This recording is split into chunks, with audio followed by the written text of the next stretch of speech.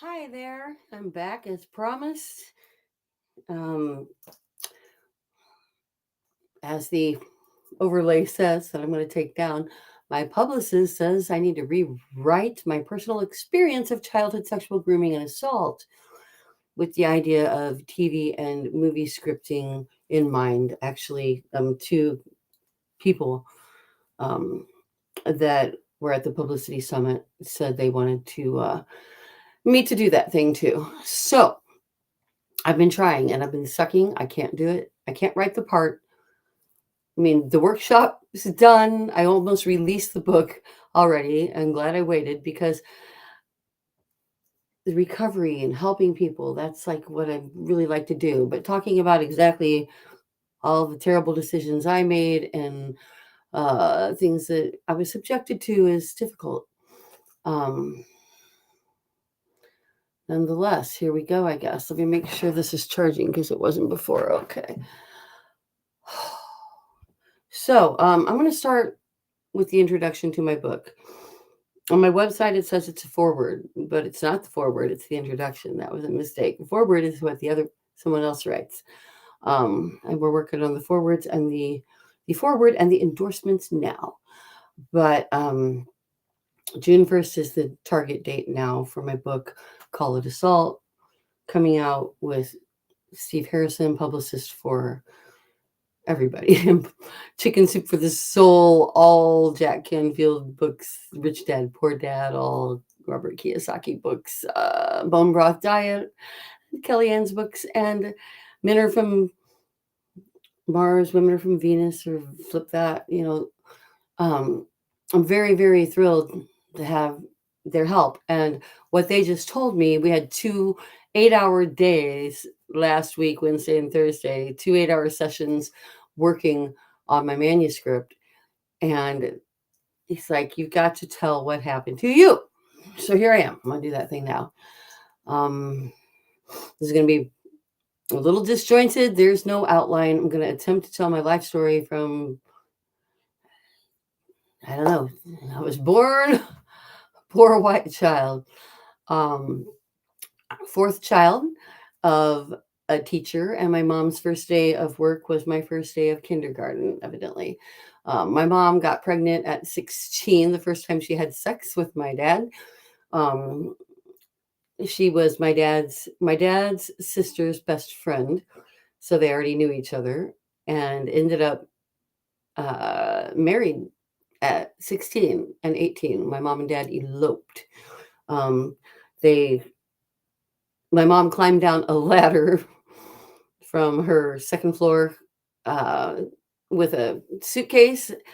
And she dropped down to dad, and he had a backpack. And they ran away to Texas and in a plane that was leaking oil, obviously freaking her out. First time she ever flew. Well, her dad was a helicopter pilot, so she had been up in a helicopter plane. But they went to Texas, and my dad became an MP after boot camp. And they had my brother and sister 10 and a half months apart. So that by the time my mom was 18, she had 2 children already. And they were wonderful parents. I came along much later. I have a sister that's 6 years older than me. My brother is like almost 10 years older than me, and he's deceased. My sister,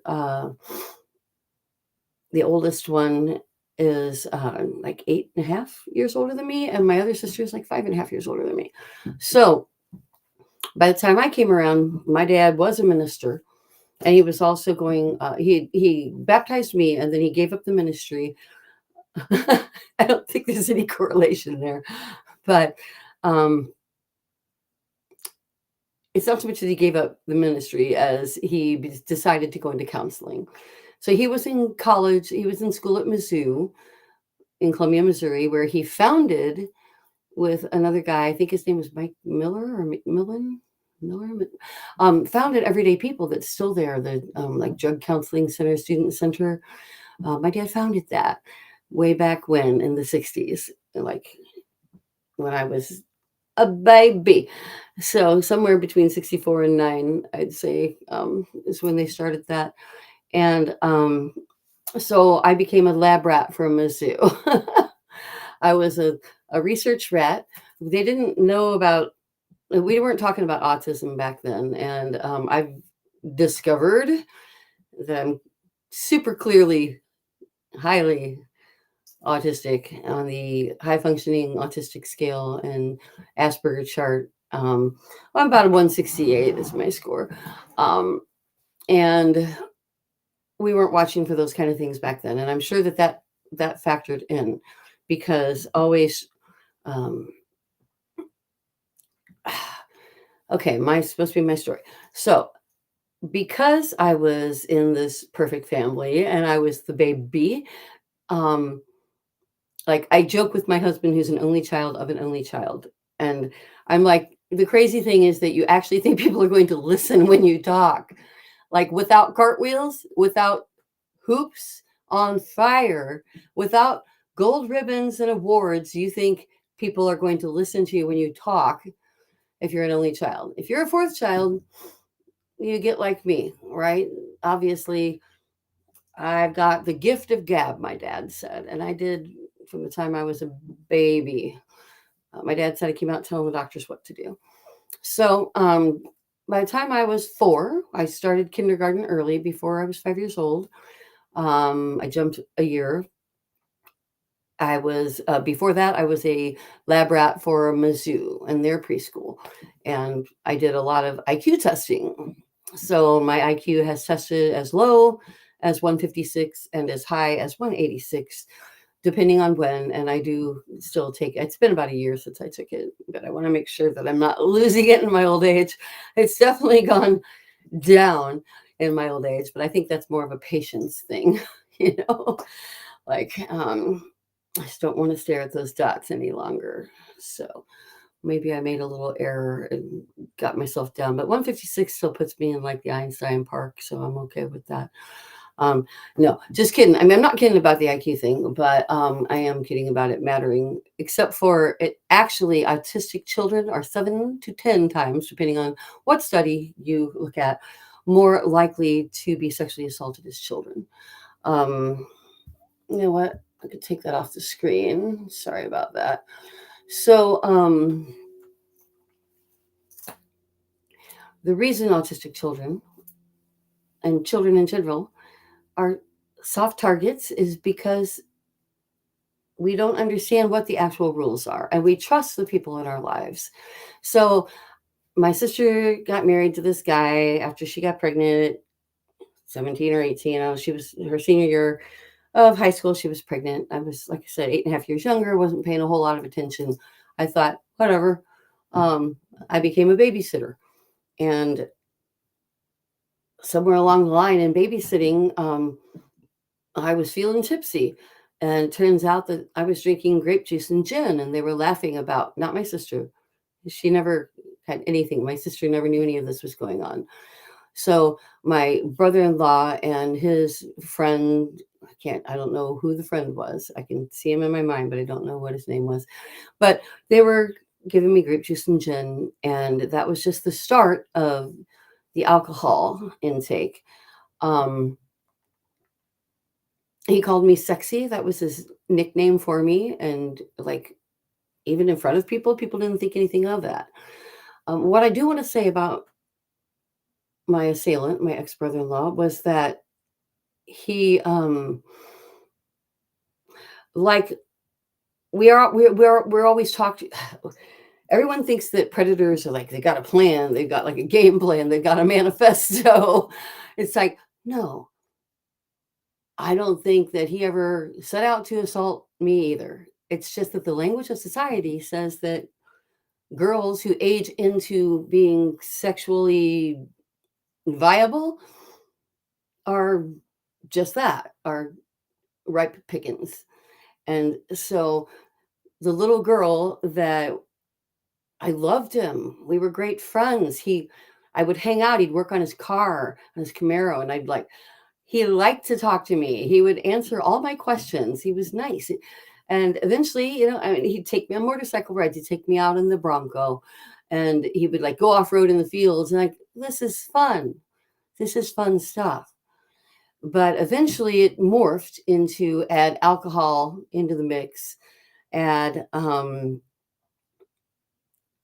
the fact that, you know, again, I consider my sister a victim as well. Um, he just didn't have any boundaries, and he saw me as sexually available, and he turned me into his little mistress at a very young age. So what grooming is it's different in that when you're violently raped as a child. I know someone who was violently raped at 12 years old, and they're doing much better because than me, or people that were repeatedly, groomed and basically turned into this thing for somebody else. Um, at least they knew it was wrong. They got to get their own recovery done, but they know who the bad guy is and who the good guy is. But when you're groomed, you don't know who the bad guy is and who the good guy is, because you think you're the bad guy too. By the time you understand what's going on, you're guilty. You're a guilty party. So I was asked by my own other sister, like, but you always hung out there. But when I ran away to my assailant's house. I ran away from my parents to my assailant's home. And it's like, I wanted to explain, but I was being yelled, if I'm in the book, I'm going to sue you. And I'm like, why would you be in the book? You had nothing to do with it. And it was a nightmare. We haven't talked to this day, which I'm very sad about, because that's not the way I want life to be. But when you're groomed, it just means that you're growing and changing and becoming the person that you are. And at the same time that I was an honor society, I was 8 years of cheerleading, I was a tumbling team, I was in plays, I sung, I had 21 medals, I was first seat in choir and band. I was all state choir 2 years in a row, which puts me in the top 16 sopranos of the state of Missouri 2 years in a row. And I was first seat flautist from my sophomore year on. And briefly my freshman year, fought back and forth with the senior. She was really good. But after that, so I'm saying part of me was super accomplished living what I'm remembering now was a really great life. And I kind of blocked out all those years. I blocked out my adolescence and teens and just didn't think about them for decades, and thought that I had a miserable childhood, except for I loved my parents and I couldn't quite reconcile it. But now, learning how CPTSD has affected me, like, it's freed up, it's separated in my mind, it's separated the bad things that happened to me from the good things, from the Norman Rockwell existence I was blessed with a family that loved me. And I'm going to find some way to find some healing and get back to him. There's nobody in my family that's a bad guy here. Everybody is just blind and ignorant to what can happen and who will do it. And even the perpetrators don't set out to become perpetrators. And once these things get going, it affects your entire self-esteem, your entire way of life. I've been married and divorced 3 times. So I'm supposed to tell this. I'm way off track now, because my publicist said I'm supposed to try to do this like it was a series, a mini series. So what would the mini series look like? I don't know. So I'm a kid. I'm babysitting. They're giving me alcohol. I was molested by 2 other fathers on the way home. I was molested by my brother-in-law's cousin, a married man with a bunch of children, who wouldn't let me leave until he raped me. And I was trying to get away, and he just flat out wouldn't let me go until he raped me. And I just dissociated and let it happen. I have, God, I need a minute. I need a moment. It's like terrible memories. Dissociation is the worst consequence of CPTSD. So that was the world that's the way I thought the world was. That's the way I thought people were. That's the way I thought men were. And then at some point when I saw porn, I thought that's the way we were supposed to be. That like I just wanted some kind of normal life with someone who loved me, and it was like, oh, you're supposed to do this porn stuff. You're supposed to take it every way and do all this crazy stuff, and that's what they want, and that's so I just had no clear understanding of sexuality, and I realize now that I feel bad for my husbands because I was a performance artist. I I was going through the motions, but I didn't understand the level of intimacy that's possible between people because when you're young and your brain is developing and you're doing things on the one hand, like I said, all this successful stuff, all this normal life stuff, getting the Christmas tree, having a wonderful life. And the other side is performing sex acts on your brother-in-law as an adolescent teen. It's like, and then eventually being raped and raped and raped by the same person. You split. You have to split. So I developed alters. I didn't know I had alters until I was 36. I met little girl. I'm not going all crazy naming my alters different people or whatever. Um, the alters that I have are personalities I pull out to handle situations, and that's not always a good thing. I therefore have labeled little girl who I met in therapy when I woke up in the corner, crouched in the corner of my counselor's office, and the whole room stunk like terribly. It was like a stink bug, and it was me. It had come from me because I had regressed. And my counselor was like, I've read about this. I've never witnessed it myself. Literally had to like shut the office. I had to go home, wash my clothes, clean out my car just from writing in it. The stench that came out of my body was intense. And I knew, like, when I woke up in that corner, I was a little girl. It's the first time I was consciously a 12-year-old rocking in the corner. And I realized that, that person won't get older. Little girl will always be 12. She still lives in me. We still communicate, like tag team it all the time. We're totally integrated. Um, I'm integrated also with who I call busy. I'm feel like I'm prone to procrastination, but I get so much done. But that's because busy kicks my ass. And I didn't realize until it was pointed out to me by my counselor that I always talk to myself in the third person. I talk at myself. She's like, that's the other person talking at you. So busy tells me what to do. Busy tells me to get up, to get going. You got to get this done. You got to cook. You got to clean. You got to be this way. Busy taught me how to mask. Busy taught me how to be a normal teenager, how to do all those things and still be the child mistress and still somehow not kill myself because I really wanted to. So I did try to kill myself twice. So let's back up. So I was a Girl Scout too. I was all the way through senior scouts. I was a Girl Scout, and I am from a very small town. 500 people total in my high school, and my dad was my high school principal by that time. He had been the counselor and then became the principal.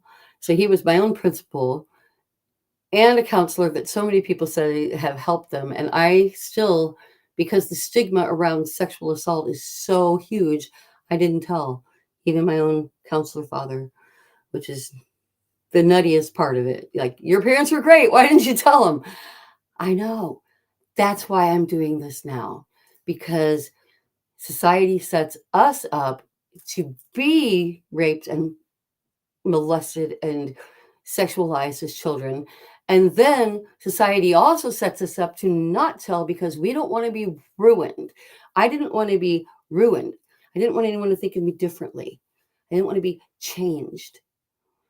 So, moving on, I went to college. I went to several colleges. I studied mass media and political science and music, and that turned into journalism and interpersonal and organizational communications and film and Middle Eastern studies as a minor. creative writing, meteorology. I just like school, and I've gone to about 4 of them now. I became a musician. I've always been a musician. Looking back over my songs, I see that my songs really detail parts of my life that I wasn't expressing outwardly. There was some angst. There's a lot of angst. Like one of my songs, Never Cry, it's like, how's it go? You wonder why she looks at you through lowered eyes. They don't tell you what she feels inside. She's got to hide. She can never cry. She never tries. She never cries. Anyway, like all these songs, I'm like, oh, I was writing poetry and I was writing songs and I was screaming for help. And I finally, before I went to college, actually, when I ran away, I did run away to my sister and her husband's house because I was on a band trip that summer, and some people I went to school with, Ward and Mike, still know, they got in my purse to steal something for fun to see how long it would take for me to miss it on the bus on the field trip with the marching band to like the Cotton Bowl in Memphis. And they found that I had White Cross speeders, and because everyone did in that era, we were all trying to lose weight, so I had this like mail order speeders, and so they turned them in to the the band director, who slammed me to a wall in the girls' bathroom, literally, but said it wasn't going to go any further. But then he came home and he turned it into the nurse at school, who turned it into the police in my hometown. Cops are showing up then to my door, questioning me about where I got all this. It was a mess. I had gotten them from my sister's friend. I didn't know what to say. I lied and just pled innocent. And then I did the mature thing and I ran away.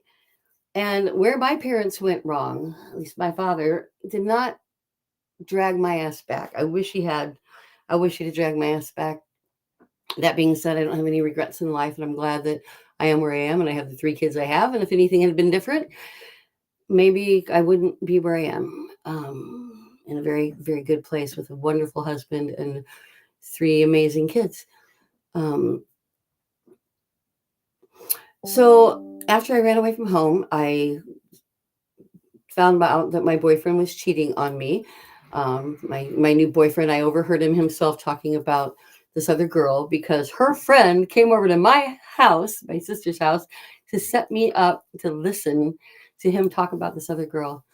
And I was living with him at the time in this little efficiency apartment. And so again, did the mature thing. I took 9 pills. I remember it was Darvon's, Percocets, and Valium. It was like everything I could find. And I took them and then I slashed my wrist. I still have a thing going across. Thank God I went the wrong way.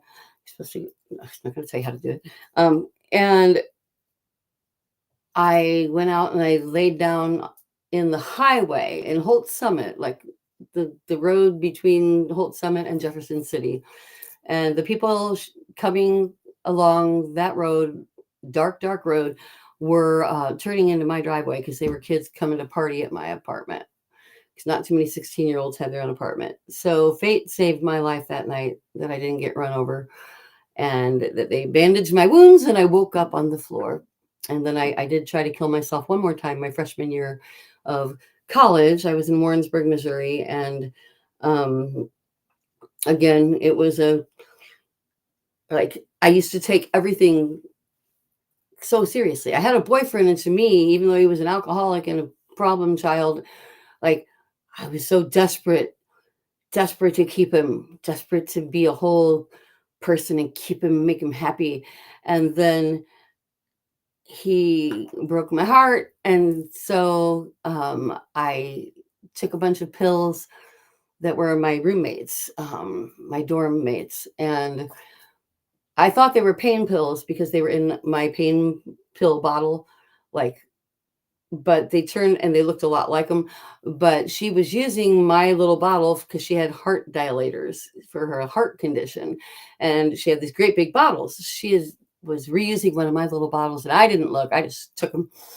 It turns out that I had taken twice the lethal dose of heart dilators, and so I almost bit it my freshman year of college too. And even then, I never called my parents. I never told my parents. I was like, I would rather die than anybody know that I'm less than perfect. And that's where we go wrong. We have to teach our children it's okay to be less than perfect. And if bad things happen to you, that's not okay. But it is something that happens, and you have to talk about it, and we'll help you. We won't be ashamed of you. We won't shame you. So yeah, my dad dragged me, finally came like months later, about 6 months later. And at that point, my brother-in-law was divorcing my sister, oddly enough. They were both just a mess. Oh, live restricted for some audiences. Okay. I don't know what I did wrong there. But where was I? Okay. Freshman year, tried to kill myself again. That was Warrensburg. I transferred to Southeast Missouri State University and started playing in my good brother-in-law's. My other brother-in-law, he doesn't like me now, but we had a falling out because of misunderstanding. Again, these things need to be cured. All about the book. Nobody wants the book to come out. And I'm like, I think it's important to explain to people because so many people are like me and have similar experiences. I can't believe how many women I talk to that, oh yeah, this happened to me. Oh yeah, the neighbor. Oh yeah, the uncle. Oh yeah, the brother or the brother's friends. And we just accept like being routinely raped and assaulted as children as more or less kind of normal and move along now. Nothing to see here. Well, there's something to see here, and it definitely affects who we are going forward. And so anyway, freshman year, Warrensburg, went to Southeast Missouri State, and by then I'm getting a grip. I became production director of KRCU 91 FM radio station and started working on air with the TV, doing like interview shows and whatever you do to learn how to do TV stations when you're in college. KRCU 91 FM and CAC 10, CAC 10, that's what it was. And got to do some great things there. I went on to move to Lawrence, Kansas. I went to Australia, actually, in between. Transferred to Mizzou. I forgot that. So my senior year of college, I transferred to Mizzou, but then I quit because I had the chance to go to Australia for free and work with New Age Communications on their Halley's Comet project, which was a thing with the Melbourne Symphony Orchestra and pop stars from Australia made the Halley's Comet album. Look it up. It's pretty cool. Did live radio spots for them. So yeah, came back, and when I started the marriage thing is when I screwed up. I made like I was in a relationship before I was married the first time for 4.5 years, and I came to the conclusion that he was cheating on me, even though I very much loved and cared about him. And it was unfounded, but my belief that I could never be enough for anybody was so strong that I self-sabotaged relationships. Um, for the sake of this is going on and on, I'm going to come back and talk about my relationships tomorrow in the next one to wrap it up because I probably ought to make an outline because I'm supposed to rewrite the first part of my book, which is my own story, to be my own story and less of me talking about how the world should be and more about how it actually was for me. And so what I'm trying to do here is sort out those thoughts because nowadays with my designer.io program, I can just take a video and drop it in and it'll transcribe it all And all I have to do then is edit and decide what to use and move it around and such. So thanks for helping me work out my thoughts on this first part of the book. Thank God I didn't put it out yet, because now that I have this kick-ass top publicist in the world, I want to do it all right. Right. So I'm Linda K. Gifford. I'm a neurolinguistic practitioner specializing in childhood sexual assault-related complex post-traumatic stress syndrome and relational sexuality. And I'll be back. I also host Those Nasty Women Talk live at lunch every day. Lunch changes, but live at lunch. Go live at lunch to express your belief in human rights. See you.